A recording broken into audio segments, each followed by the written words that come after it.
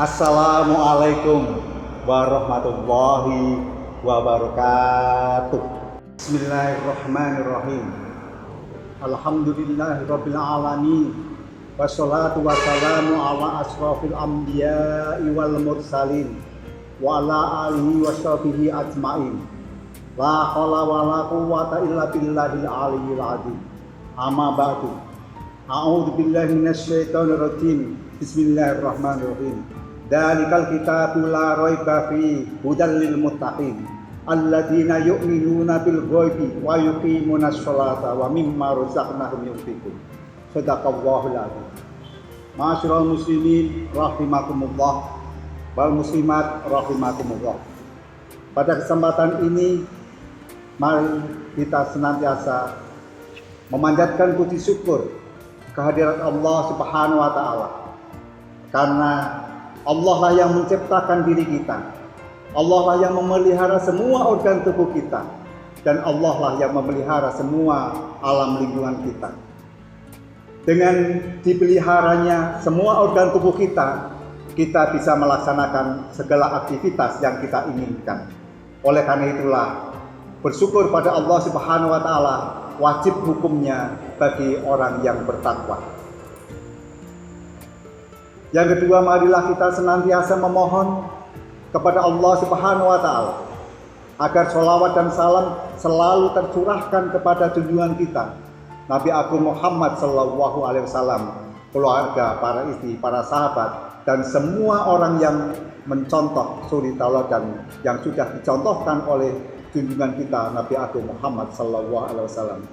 Yang ketiga, jadikanlah diri kita masing-masing sebagai orang yang ahli bersolawat dan orang yang mencoba untuk mencontoh suri tauladan, baik tutur kata maupun perbuatan Rasulullah Muhammad sallallahu alaihi wasallam. Ma'asyiral muslimin wal muslimat rahimakumullah. Pada kesempatan ini saya ingin menyampaikan satu ciri dari orang yang bertakwa sebagaimana yang sudah dikemukakan di dalam surat Al-Baqarah ayat 3, yaitu antara lain adalah wa yuqimunas sholat. Dirikanlah sholat, mendirikan sholat. Apa itu sholat? Sholat adalah kegiatan yang diawali dengan takbiratul ihram dan diakhiri dengan salam, sebagaimana yang sudah dicontohkan oleh Rasulullah Muhammad SAW. Sholat ini sangat penting, mempunyai kedudukan yang sangat utama. Alasannya adalah yang pertama, di yaumil qiyamah nanti yang pertama kali dihisab adalah sholat. Apabila baik sholatnya, apabila sholatnya diterima oleh Allah Subhanahu wa taala, maka semua amal ibadah yang lain sudah termasuk dalam kategori baik. Oleh karena itulah sudah sewajarnya masuk ke dalam surganya Allah Subhanahu wa taala. Yang kedua, diurutkan dalam urutan yang kedua sebagai ciri orang yang bertakwa. Yang pertama adalah di dalam surat Al-Baqarah ayat 3, wa yu'minuna bil ghaib, yaitu orang yang beriman kepada sesuatu yang gaib. Kemudian wa yuqimunas sholat, yaitu mendirikan sholat. Di dalam rukun Islam, sholat juga didudukan di tempat yang kedua setelah syahadat, kemudian sholat. Ini menunjukkan bahwa sholat merupakan sesuatu yang sangat penting dan sangat utama. Mengapa demikian? Kalau kita lihat hasil sholat adalah mampu mencegah perbuatan keji dan mampu mencegah perbuatan mungkar. Inna sholata tansa anil fasai wal mungkar. Kalau kita bisa mencegah perbuatan keji dan mungkar, pasti kita tidak melakukan perbuatan keji dan mungkar. Sehingga dalam kehidupan sehari-hari orang itu selalu berbuat yang baik, bertutur kata yang baik, melakukan perbuatan-perbuatan yang baik, dan bertutur kata yang baik akan meningkatkan derajat manusia itu sendiri ke dalam derajat yang lebih tinggi sebagai makhluk yang mulia di sisi Allah Subhanahu wa taala. Ma'asyiral muslimin wal muslimat rahimakumullah. Dirikanlah sholat. Kalau dirikanlah sholat, berarti kita harus menegakkan sholat. Oleh karena itulah, maka sering kita dengar bahwa sholat merupakan tiang agama. Karena tiang agama maka harus didirikan. Kalau harus didirikan maka harus ditegakkan. Jangan sampai tiang ini miring, jangan sampai tiang ini roboh, tetapi tiang ini harus ditegakkan sedemikian rupa sehingga tiang itu betul-betul merupakan penyangga agama. Ma'asyiral muslimin rahimakumullah. Dalam rangka melaksanakan sholat sudah ada tuntunannya. Tinggal kita akan melaksanakan atau tidak. Sholat wajib harus ditegakkan.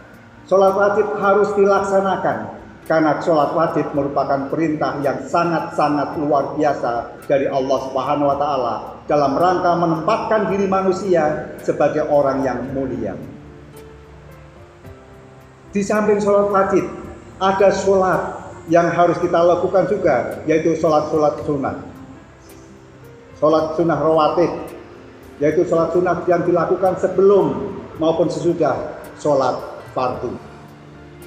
Ada satu sholat yang harus kita lakukan pada malam hari, sebagaimana yang sudah diperintahkan pada Allah dari Allah Subhanahu wa Ta'ala di dalam sholat Al-Isra ayat 79. Dan pada sebagian malam lakukanlah sholat tahajud sebagai suatu ibadah tambahan bagi kamu.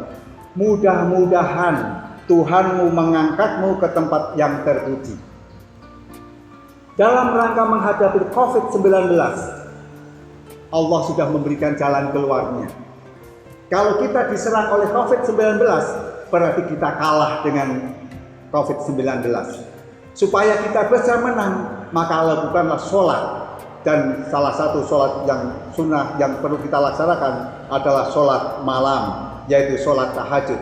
Dengan sholat tahajud, insya Allah akan mengangkat tempat kita yang terpuji sebagai orang yang diserang oleh COVID-19 menjadi orang yang menang terhadap COVID-19.